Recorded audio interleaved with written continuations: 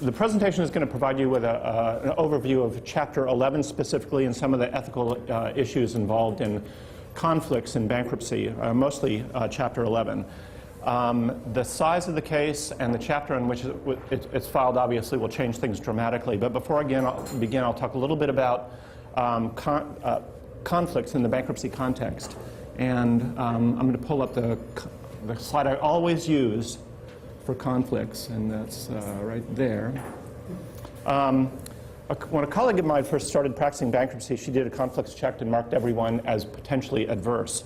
The conflicts check came back several inches thick, and the firm wasn't pleased, and and I know what you're saying, conflicts check's easy, you know, plaintiff, defendant, seller, buyer. And ethics rules, which we'll discuss in a little bit, are designed for these situations. But what happens when it's commonplace, as in a large Chapter 11, for parties to switch sides over and over and over again, several times during the course of a given case? When you think about it, even the most mundane of practice can create these conflicts, however. Mom and dad are on opposite sides in a divorce, but when they're contesting Uncle Pete's will, they're on the same side. When they're mom and kid number 5 know what kid number 7 should get, what's in the best interest of kid number 7 and dad disagree. And bankruptcy law presents some of the same challenges. During the course of a bankruptcy case, each party, regardless of the party, is potentially adverse to every other party, depending on what the choices that are made in a bankruptcy case. The conflicts checks made at the beginning of the case may not be the same conflicts checks that are pertinent in the middle of the case or even at the end of the case. The problem with conflicts of interest in bankruptcy are there are several types of conflicts, which all of you know. Obvious actual conflicts, you know, obvious, actual, enough said. Everybody knows how to avoid those. Obvious and likely potential conflicts, which you should probably treat as actual conflicts. Obvious and unlikely conflicts, no need to address those until they come up. Conflicts that if they crop up will continue for the duration of the case, obviously you have to deal with those. Conflicts that if they come up will disappear after the issue that brought the conflict to the fore. You have to deal with that when it comes up. But if two parties are adverse at the beginning of the case, you're not allowed to represent both of them normally. And many conflicts are obvious. The priority scheme in bankruptcy, a secured creditor and an unsecured creditor, you can't represent both of them at the same time. A creditor and an equity holder, you can't represent both of them at the same time because there are different priorities in the scheme of bankruptcy. And many conflicts in bankruptcy arise because they're single issue conflicts that may or may not pop up depending on the various parties in the case. These issue-specific conflicts are dormant, most of the time dormant, and but when they pop up, they can create real problems. The takeaway is don't be lazy in the context of a conflict check at the beginning of the case. Try to figure out what the party's role is in the case and determine what their relationship might be in the middle of the case. Conflicts might account for only a small portion of the claims that are actually asserted against your malpractice carrier, but according to our malpractice carrier anyway, the amounts paid in conflict disputes are disproportionate to the conflicts that are actually addressed in a malpractice context. To make matters more complicated, the bankruptcy court as a federal court has its own rules. State ethics rules prohibit you from representing concurrent clients whose interests are directly adverse, and they're designed to protect the client confidences, as everybody knows, and they're also designed to avoid the appearance of impropriety of actually favoring one client over another. The same ethics rules prohibit you from taking on a new client whose interests are materially adverse to those of a former client if the new matter and the former matter are substantially related. So can you represent more than one client on the creditor side in a bankruptcy case? Here's a real-world scenario that I've changed just a little bit to fit my paradigm here. Detroit's in bankruptcy. Some of the bondholders in the bankruptcy case, they're unsecured creditors. They have their debt guaranteed. Syncora, represented by Kirkland and Ellis, is one of the guarantors. There are other guarantors. Early in the case, you agree, just hypothetically, to represent 2 of those guarantors. They have exactly the same interests. They are guarantors of bondholder debt, unsecured debt. No problem, right? No problem. Later in the case, however, Detroit offers to settle with Syncora, which actually happened, but not your other client. It's been hard fought. You thought that the benefit of the settlement was going to attribute to both of your clients. That doesn't happen. Detroit's only willing to settle one. So now you have a conflict. You are representing one creditor who is good. They want the case settled. They want the plan confirmed. They're good to go. The other creditor, however, that you still represent that were not adverse at the beginning are now adverse because the other creditor doesn't want the plan confirmed. What was the motive for that? What was the motive for what? For the disparate treatment? Well, I changed the facts. Oh, okay. Yeah, that didn't actually happen. Okay. But at the beginning of the case, you could represent both of them because they were both perfectly aligned. To represent more than one creditor in a bankruptcy case, you don't have to get the court's permission, but you have to file what's called the 2019 statement. That discloses who you represent to both the court and all creditors. In the example I offered, you might have to withdraw. You might have to withdraw from representing both parties. The question is whether you withdraw that far into the case. Detroit's plan of reorganization is in the process of being confirmed right now. In the example I gave you, the other creditors like be pissed off. They probably said, you didn't represent my interests as well as you represent the other interests, and it's probably time to call your malpractice carrier. But the moral of the story is that conflicts aren't static, especially in a bankruptcy context. You have to determine what the relationship of the parties is all the way through and be prepared to address each conflict. But let's get back to bankruptcy. As I said, what? Isn't this interesting to you? I mean, what's the deal? Bankruptcy, as you know, is a statutory framework created by Congress, in many ways like the Internal Revenue Code, except for the fact that bankruptcy is adjudicated by almost 400 judges across the country. As a result, judges do the best they can. Judges, I think, are really interested in doing a good job, but they come with their own predilections. And when you're in a venue that might be Delaware, might be Southern District of New York, things are a little bit different. But most of the large bankruptcies are filed in those two venues. There are a lot of reasons for that, but debtors wouldn't file them there unless they were sure they could get what they wanted. Some people say they're debtor-friendly. I don't want to put that moniker on them, but nevertheless. The structure of a bankruptcy practice is a lot like asymmetric warfare in some ways. It's very adversarial, but it is not like litigation. So sometimes bankruptcies look like this. The most recent example of this kind of bankruptcy is Lehman Brothers. Lehman Brothers filed in 2008. It had debts of $613 billion. Some of that in the 6 years since has been whittled down to about $350 billion. Harvey Miller said that that bankruptcy ignited a conflagration that brought down the entire global financial system, and he wasn't being hyperbolic. He wasn't being dramatic. It was true. On the other side of the line, on the other side of the line, we have bankruptcies that look like this. Prepackaged bankruptcies, as they're called, in which the major financial issues are largely negotiated up front with the major players. General Motors, for example. General Motors was in bankruptcy for only 42 days. But anyone who has children can attest. Sometimes children fight. Sometimes things get broken. Sometimes people have to clean up, and sometimes it gets expensive. But whether the bankruptcy is a prepack or not, negotiated beforehand or not, what doesn't differ is the reason for bankruptcies. For the vast majority of cases, bankruptcy is a result of mismanagement. Mismanagement may be intentional, unintentional, fraudulent. It might be merely mistaken. It might be individual mismanagement or mismanagement at a corporate level. Sometimes it's a result of corruption. I'm involved in a case right now in Delaware called Energy Future Holdings. Energy Future Holdings is one of the largest cases ever filed. They have $48 billion in debt. I represent Atmos Energy. The case has 71 affiliates and subsidiaries. It is the largest energy case ever filed, larger than Enron.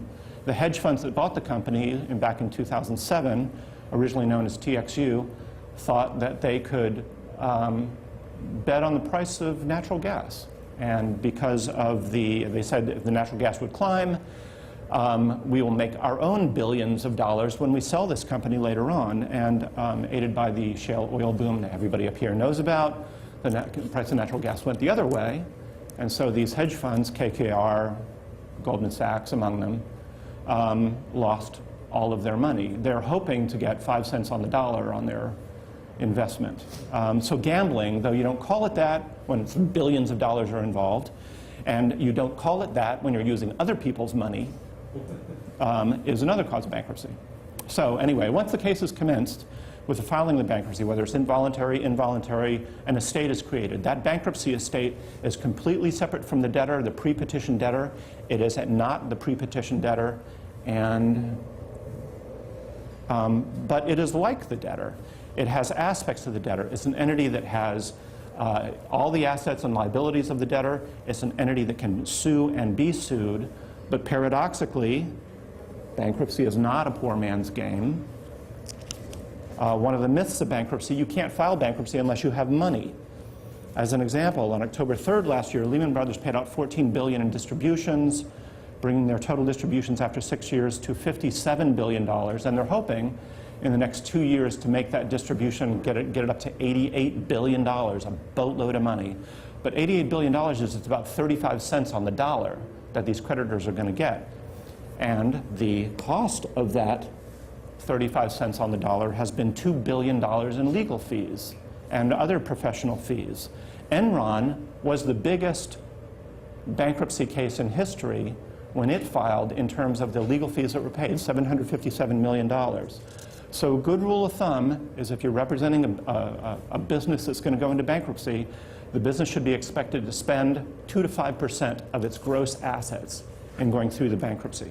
And here's another myth, bankruptcy success rates. While statistics differ, if you have a client considering bankruptcy, the probability of successfully coming out of a Chapter 11 overall is somewhere around 50%. Large cases have more success, smaller cases have less success. And then the recidivism rate, the probability of going back in after you get out of bankruptcy, is about 30 to 35%. So, and here's another myth. You don't have to be insolvent to file bankruptcy.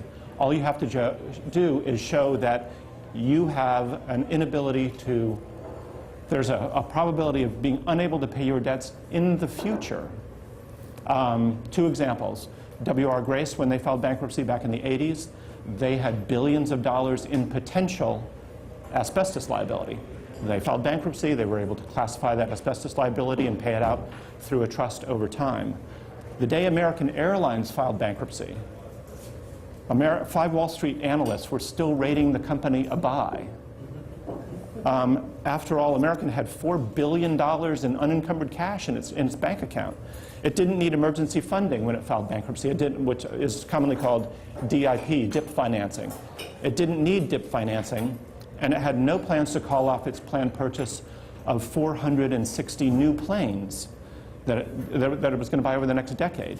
It had no problems finding, or anticipated finding, the $13 billion it would need to buy those planes, even though it's in bankruptcy. American filed for one reason. Its cost structure was out of whack with other legacy carriers. Every other large legacy carrier has gone into bankruptcy except American. Their cost structures were significantly lower than American, and as American's press release said, they want to address their cost structure, including labor costs. So they dumped it into bankruptcy. That gave them the stick to ultimately make their employees take lower paychecks and benefits. And if you had bought those analysts' recommendations on the day American filed bankruptcy, and you had a spare $50,000 laying around, that $50,000 would have been worth today more than $1 million. American's done very well. But that kind of return is very, very rare. Usually in bankruptcy, equity is completely wiped out. And that's why not many people, including yours truly, didn't make that investment. But let's talk a little bit about the other chapters. Chapter 7 is liquidation, available to virtually anyone. For individuals, Congress has created a means test for eligibility. If you can pay your obligations a certain minimum amount, you're ineligible for Chapter 7. Chapter 9 is a reorganization chapter available only to municipalities like Detroit and like San Bernardino, California, Mammoth Lakes, California, Stockton, California, Jefferson County, Alabama, Harrisburg, Pennsylvania, Central Falls, Rhode Island, Boise County, Idaho, a lot of them. Chapter 11 is a reorganization chapter that I'm talking about. Chapter 12 is one that's mostly for family farmers and fishermen with imposed debt limits of $4 million. Chapter 13 is available only to individuals with regular income, which means usually salaries. Again, there are imposed debt limits on those. But then there are also informal chapters. Chapter 22, back-to-back Chapter 11s, 240 companies have done that. Chapter 14, back-to-back 7s, but you can only do that once every 8 years. Chapter 21, a Chapter 7 followed by a Chapter 13. Chapter 26, 2 back-to-back 13s. Chapter 33, serially filed Chapter 11s. 11 companies have done that, filed Chapter 11 3 times. Chapter 44, only 2 companies have ever filed bankruptcy 4 times, Trans Texas Gas Corp and the Donald. So Donald Trump and his casinos, he filed bankruptcy in 91, 2004, 2009, and just recently in Atlantic City. Has their good faith been challenged? Not yet, they just filed, Okay. so we'll see. Okay. I was wondering in all those that you had. I remember that was an issue back when I was doing bankruptcy. Right, yeah, and as a matter of fact, Donald Trump, I read in the news this morning that he is seeking to buy back his casinos that have just been put into bankruptcy, saying they were mismanaged. So who knows? And only one company has filed bankruptcy 5 times, and that's Strauss Auto Discount. They blamed higher fuel costs for their 5th time in bankruptcy. The Wall Street Journal said that there might be the continuity of management might be the problem. We don't really know. So bankruptcy has been filed. You file your schedules, you file your statement of financial affairs, listing under penalty of perjury all of your assets, all of your liabilities, all of the interests, all of the litigation, threatened or real.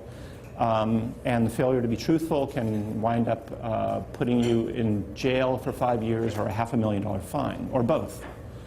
341 meeting of creditors is scheduled and held. The 341 is named for the code section of the bankruptcy code that it references. And that allows anybody, any creditor or party in interest, to ask the debtor anything about their assets and liabilities. In a Chapter 7 or 13 case, a trustee is appointed, a trustee is elected in a Chapter 7 case. In a Chapter 11 case, the Office of the U.S. Trustee manages the 341 meeting. Management can be replaced on a post-petition basis in a Chapter 11, but it's very difficult. It doesn't happen very often.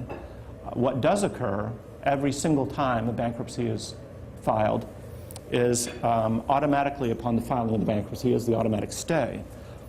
It gives the debtor breathing room to get its affairs in order. Any action taken against the debtor or property of the debtor subsequent to the very moment it files bankruptcy is void. Not voidable, void. Whether you know about the bankruptcy or not, whether you have actual constructive or just heard a rumor about it. If you know about the bankruptcy, a violation of the automatic stay not only voids the action, but also could create liability on your part if you take any action against the debtor. The debtor could get actual damages, and if you actually had actual knowledge about the bankruptcy and took action against the debtor or property of the debtor, you could be liable for both actual damages and punitive damages. Property of the debtor is defined very broadly. Seventh Circuit defined it as every conceivable interest of the debtor, future, non-contingent, speculative, or derivative. So property of the debtor encompasses any property in which the debtor has an interest, regardless of the kind of interest, equitable, legal, contingent, non-contingent, speculative, derivative. The interest of the debtor has in property is determined exclusively by state law, not federal law. Examples of property of the estate: insurance, fully encumbered property, contracts, tax refunds, deposits, tax accounts, licenses and permits, causes of action. So here's a scenario. You represent a bank which holds a note in a commercial building. The LLC that owns the building goes into bankruptcy. The note, the deed of trust, the building, the cause of action, the debtor filed against you for lender liability, all of it is property of the estate. You're stayed from taking any action to enforce the note. But as a secured creditor, you have the option to ride through the bankruptcy. The secured creditor's security interest is generally not affected by the bankruptcy. The debtor has, for all intents and purposes, disappeared. Here it's the LLC, and in its place is the debtor in possession. Your contract rights against the previous debtor are now effectively worthless. Although you have a claim for money against the debtor, that still exists. You can't enforce it. Although companies don't get discharges, if it was an individual, the individual probably will get a discharge at some point. The secured creditor, although perhaps delayed from foreclosing on its collateral, will eventually collect its money as long as there's sufficient equity in the property, and that's the rub, whether there's sufficient equity in the property. It's an established rule, an axiomatic rule, that the secured creditor is only secured to the extent of the value of its interest in property of the estate. But note that the automatic stay applies only to actions taken against the debtor or the debtor's property. It doesn't stay the debtor from any actions it has taken against you.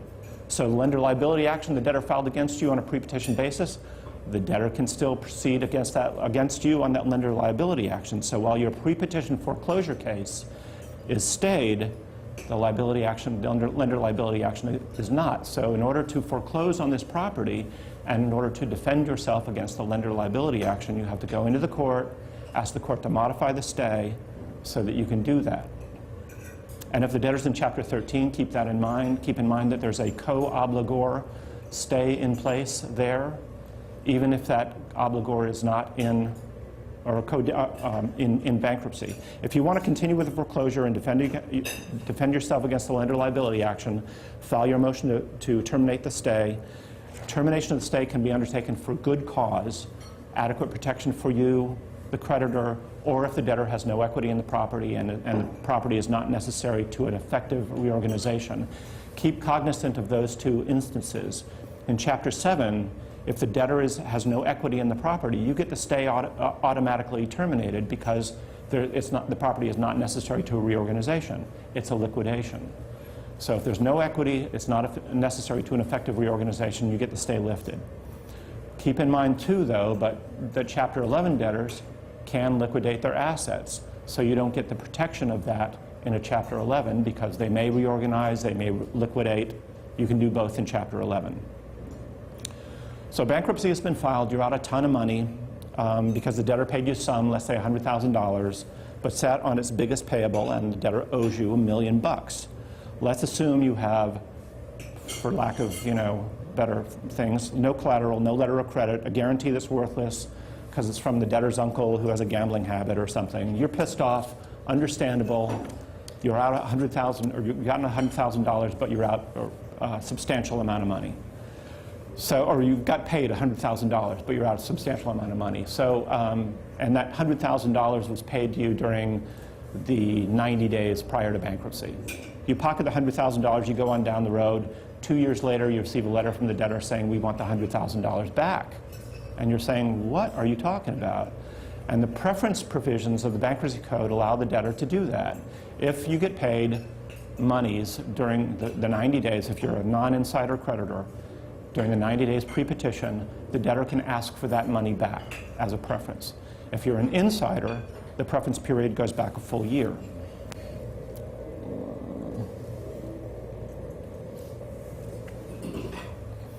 Preference law used to be based on the logical precept you shouldn't prefer your friends and family over others, even if you owe them money. So to protect against this, a fiction was created that the bankruptcy was actually filed 90 days before the date actually was filed. So, and that fiction was created so that people during that 90-day period don't try to advance their positions over people that are similarly situated. The fact that the defaulting debtor is suing you for money that he previously owed you and paid you makes preference actions seem unfair, egregious perhaps, but it's not the pre-petition debtor that's asking you for the money. It's the estate. In many ways, it's the body of creditors that you're fighting against. When the estate is created, it's essentially an estate composed of a pool of money that's going to be paid to the unsecured creditors. If you're an unsecured creditor, it's just you fighting against the other unsecured creditors, kind of managed over by the trustee. The trustee determines when preferences were made, goes after those preferences to increase the pool of money, because the less the trustee has to pay out to you or you or you, the more he can pay out to them. So the bankruptcy as a whole is intended primarily to protect the general unsecured creditors. Preferences are, let me see where we are on this thing. A transfer of property of the debtor, any conveyance of a property can be a preference, or a transfer. Imposition of a lien is a transfer. Obtaining a judgment is a transfer made on account of an antecedent debt, a debt that was in existence prior to the transfer. So if there's no outstanding obligation, if payment is made before the goods are delivered or service is rendered, there's no preference because there's no antecedent debt. Prepayments equal no antecedent debt. Made while the debtor is insolvent. Remember American Airlines? American Airlines had $4 billion in unencumbered cash. It was not insolvent. It filed no preference actions against anyone. Insolvency is defined as a debtor's assets or debtor's liabilities exceeding the fair value of its assets. There's a rebuttable presumption of insolvency during the 90 days prior to bankruptcy. Made on or within 90 days before the petition date or within 1 year if the creditor was an insider. That's pretty self-explanatory. And that resulted in the creditor receiving more than it would have received in a hypothetical Chapter 7. So here's an example. You're a secured creditor. You receive within the preference period $50,000 from the debtor on a $100,000 antecedent obligation collateralized by property that's worth $200,000. In this example, even though you got $50,000 from the preference during the preference period, there's no preference because you have received exactly what you would have received had there been a liquidation. You got $50,000 on a $100,000 antecedent debt. You really should get the whole $100,000 on property that has a collateral value of $200,000. So again, no preference. You got what you were supposed to get. Critical to the preference analysis is the date that the transfer occurs. Preferences for insiders, like I said, go back a year. Non-insiders go back 90 days.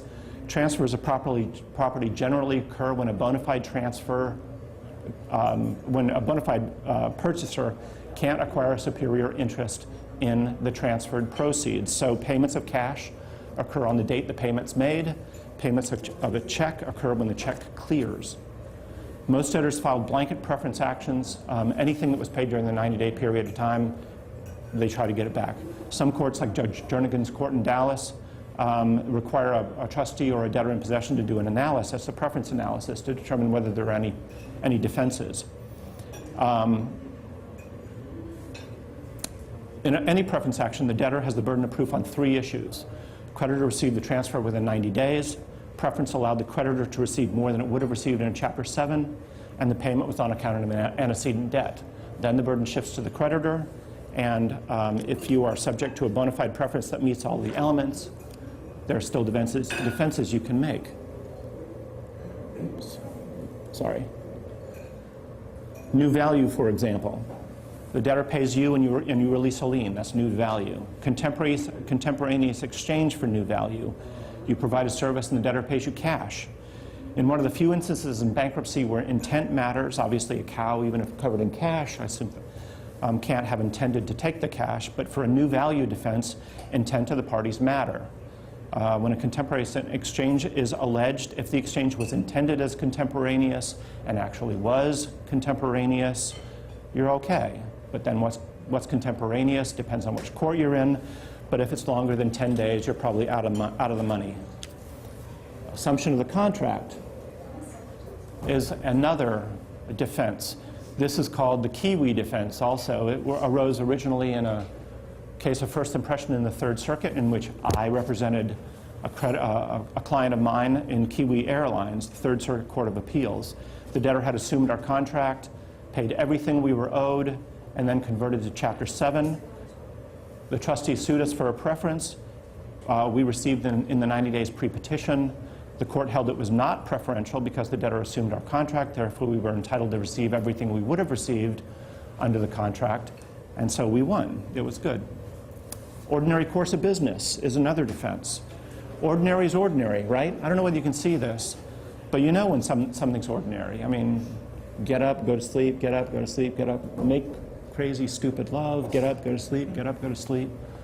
But that's not what ordinary course is. Terms of ordinary course require that it be made in the ordinary course of business or financial affairs of the debtor or the transferee, or made according to ordinary business terms. Ordinary course business terms mean the range of terms that encompass the practices in which firms similar in some general way to the creditor in question engage, and that only dealing so idiosyncratic as to fall outside that broad range should be deemed extraordinary and therefore outside the scope of ordinary business terms. Practically, what you do to establish an ordinary course of business defense is you compare the payment and the invoice dates between the pre-preference period and the preference period. If those payment and invoice dates are the same in the pre-preference period as in the preference period, you're good. If they're different, you're not good. So if you have payment terms during the pre-preference period that are 30 days net and during the preference period that are 50 days net, there's a problem. If they're the same, you're good. If they pay you faster, if you have payment terms 30 days net during the pre-preference period and 10 days net during the preference period, you have a problem. If ordinary business terms, if you get into a pissing match with the other side and you're dealing with ordinary business terms, you have to hire an expert. Regardless of how long your client has been in business, he can't testify as to ordinary business terms. There are defenses, too, based on state law. And some states provide that certain funds paid are held in trust for the benefit of a creditor. Monies received by a general contractor, for example, are held in trust for the payment of subcontractors. The general contractor holds the money is not part of the money of the estate because it's in trust. That's not money held, that's not subject to a preference. Similarly, paying money held by a trustee for a trust beneficiary can't be a preference. Earmarking doctrines. If funds are specifically earmarked for a particular purpose, you may have an earmarking defense. Every earmarking has three parties: the old creditor who's owed the money, the new creditor who pays off the old debt, and the debtor. When funds are paid to the new creditor, by the new creditor to the debtor, earmarked to pay off the old creditor, the funds are earmarked to that use, and you may have a defense to preference. There has to be an agreement, it has to be specific, but you may have a defense. Fraudulent transfers are what the name implies.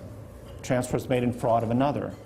It can be actual fraud when you act to hinder, delay, or defraud, but note that in bankruptcy, the fraudulent conveyance language is in the disjunctive. It does not have to be a fraud. If a debtor hinders or delays your ability to recover on the debt, that may be sufficient. It can also be constructive fraud, in which the transfer is made when the transfer leaves the debtor with insufficient capital. Fraudulent transfers under the Bankruptcy Code go back 2 years before the petition date. Bankruptcy trustees can rely on state law. State law in Texas goes back 4 years. However, there's case law out there using the applicable law language of Section 544A that relies on other law. Federal Debt Collection Procedures Act gives a 6-year reach-back period. The Internal Revenue Code for fraud goes back 10 years. Although these two statutes are designed to have the federal government allow the federal government to get its money, there's some case law out there that allows trustees to step into the shoes of the federal government and use those reach-back statutes to collect debts where the U.S. at the time the debt was incurred was a creditor of the debtor, and everybody is a creditor. The U.S. is a creditor of everybody, so everybody's indebted to the federal government. So we get down to the real reason for Chapter 11 reorganization, restructuring your obligations. Most of the formal chapters in the Bankruptcy Code, Chapters 7, 11, 12, 13, require the formulation of a plan of reorganization. It's pretty straightforward. The plan has to treat similarly situated creditors the same and can't unfairly discriminate against those similarly situated creditors. It can't discriminate in favor of one class of claimants over another. But remember, you can discriminate between classes. It just can't be unfair. Secured creditors can credit bid the amount of their secured debt, although there's been recent case law that limit that right depending on why the debt was purchased, whether the creditors who purchased the debt are acting in good faith. So debt that is purchased at a discount may be limited to the amount that the debt was purchased at. Debt that's bought to create a blocking position in a plan of reorganization may be equitably subordinated. And in Chapter 11, to confirm a plan of reorganization, the plan has to classify claims according to their nature. Unsecured claims in one class, equity in another. Secured claims usually get their own class because of the unique nature of the collateral underlying every secured creditor's claim. The plan has to specify which class of claims is impaired, and any change whatsoever is considered impairment for good or bad. So you change the interest rate, that's impairment. You lower the interest rate, raise the interest rate, extend the payment terms, narrow the payment terms, it's all impairment. The plan has to show how the classes of claims are to be treated under the plan. The treatment accorded to each class of claims has to be the same unless the holder of the claim agrees to a different treatment. The plan has to provide adequate means to implement the plan. For example, if a plan is supposed to pay off creditors in 5 years with a balloon payment, you have to show the feasibility of that. You have to show evidence showing the likelihood of funding that 5 years out and what the interest rate on that funding 5 years from now might be. The plan has to be proposed in good faith, has to comply with the provisions of the code, and can't be forbidden by law. Each class of claims, just by way of example, there was a case out of Colorado recently where a medical or a marijuana provider filed bankruptcy. And the court, even though offering marijuana in Colorado is legal under state law, it's not legal under federal law, and the case was dismissed because it violated the federal law against selling marijuana. Each class of claims must have accepted the plan. If they haven't accepted the plan, they cannot be impaired under the plan. However, if they are impaired, at least one impaired class of accepting claims have to have accepted the plan without counting insiders. If a plan impairs a class of claims and they haven't accepted the plan, they must receive, on account of their claim, property of a value as of the effective date of the plan that is not less than the amount such holder would have received if the debtor were liquidated under Chapter 7, that similar provision that I mentioned earlier. So effectively, if you're a secured creditor, you have to receive the present value of the value of your collateral. If you're unsecured, you get to receive the remainder up to the amount of your debt. If you hold equity, you get nothing until the secured and unsecured creditors are paid in full. The court must conclude that confirmation is not likely to be followed by the liquidation or the need for further reorganization, but as shown by the recidivism rate, courts get that wrong about a third of the time. The plan must be voted on by the constituent creditor and equity classes, and it must be approved by 2/3 in amount and 1/2 in number of the allowed claims of each class. But as Traffic, John Barleycorn, I don't know whether any of you like Traffic or not, but Traffic was a quintessential, fabulous band from the 1960s. And one of their songs, There Are Always Exceptions. So let me tell you a little bit about Detroit. From the moment Detroit filed for bankruptcy last summer, everybody was comparing it to the 2009 Chrysler and General Motors case. The centerpiece of Detroit's plan, which is, I don't know, you got to give them some credit. It was released in February, revised several times, and currently is being confirmed in the midst of plan confirmation. It's an $816 million Art for Pensions deal. A group of foundations and other donors proposed to pay at least $330 million for the Detroit Art Institute's art collection, as long as, among other things, the state dumps in $350 million of their money. The collection is transferred to a nonprofit trust that will keep it in Detroit, and the funds are used to increase the payout of Detroit's retirees. The last feature is directly out of the Chrysler bankruptcy. The art deal is, in some ways, it's brilliant, I think. The art world has been fretting about the fire sale, and the proposed deal would put those fears to rest by directing the proceeds to the sale of the working class in Detroit. It preempts the complaints that fine art is unimportant as compared to the needs of the retirees. The $816 million would ensure that the pensioners, unsecured creditors in the eyes of the bankruptcy court, would get a much higher distribution than those bondholders that hold municipal debt that I talked about earlier would get. But remember the previous example, Syncora got its deal. You know, they're good to go. But there's a whole bunch of municipal bondholders that are still screaming bloody murder because the deal that is currently in front of the bankruptcy judge gives the pensioners 80 to 100% of their money and gives the bondholders, also unsecured creditors, about 20% of their money. Defenders of the deal say the buyers, which are these foundations, they can do anything they want with their money. If they strike a deal and the state throws in money, who are the bondholders to say that's wrong? The buyers won't put up the money unless the funds go to the pensioners, and those that object say, it's not fair. We're getting 20%, you're getting 80%. Where's the deal in that? In 2009, the U.S. government arranged for Chrysler to sell its assets to a newly created entity that the government helped create for $2 billion. That $2 billion was paid by New Chrysler, which was funded by the federal government, to Old Chrysler, and Old Chrysler paid out that $2 billion to all of its creditors in accordance with the priority scheme of the Bankruptcy Code. Everything was fine. Nobody objected. Keep in mind that deal was was in bankruptcy for only 42 days. Given the fact that it was the only deal in town, it was approved.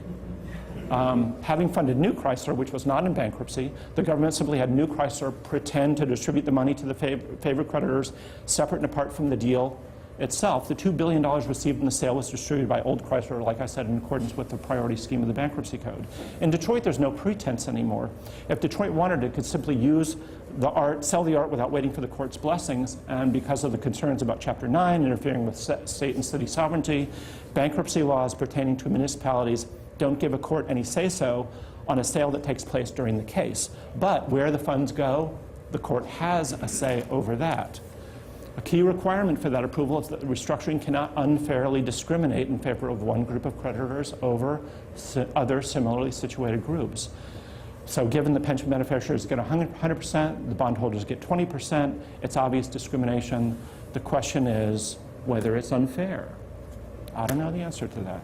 There may be enough flexibility in the rules that they can get a higher payout to pensioners than bondholders. Keeping the art collection in Detroit is arguably necessary for a sustainable future for the city.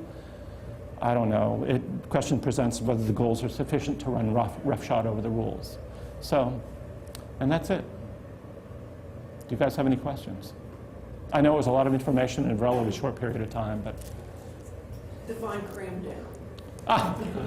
Yeah. Cram down is when you, it's what the name implies. You cram down a secured creditor's claim when he doesn't want to take the cram down. He doesn't want to take the deal that's been offered, and you try to cram it down. Do you generally see that clawback provisions like in settlement agreements, things like that are effective, or is it a waste of time? In settlement agreement, when you... And I may be using them. Like, I've had numerous litigation cases where, you know, the standard ploy and the tactic is, well, either settle with us or we're going to go bankrupt. And then we're all screwed, you know, but you're screwed more. So my clients are always like, well, let's try to settle instead of do that. So, effectively, the extortion. They're extorting you, and the decision is whether to take the extortion or not. Right. Yeah. Yeah. And then to say, you know, if you do end up in bankruptcy, then the amount of our claim is not this lower reduced amount, but whatever we originally were claiming in the first place. The settlement can still be a preference, right? So if they file for bankruptcy within 90 days, you're still screwed. Yeah. You're no better off than you were.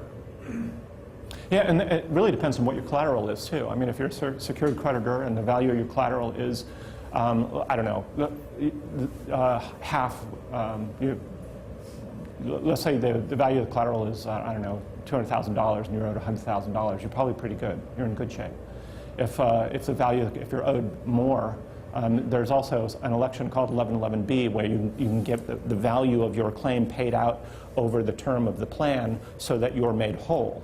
Whether you can actually do that or not really depends on the claim that you've got and what the collateral is. I remember there being an issue on the unsecured portion of a secured claim, on classification of that as being separate from the other. Right. Because all the apartment complexes, that's when I was doing it. Right.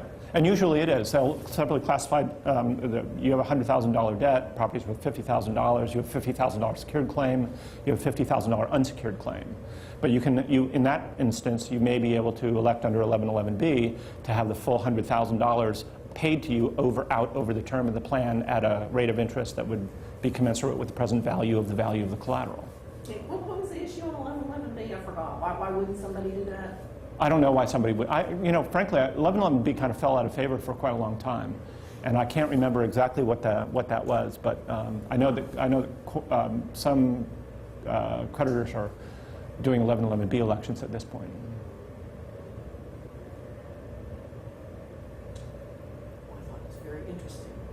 Well, yeah, I know it was a whole bunch of stuff. So anyway, thank you very much for coming. I really appreciate it.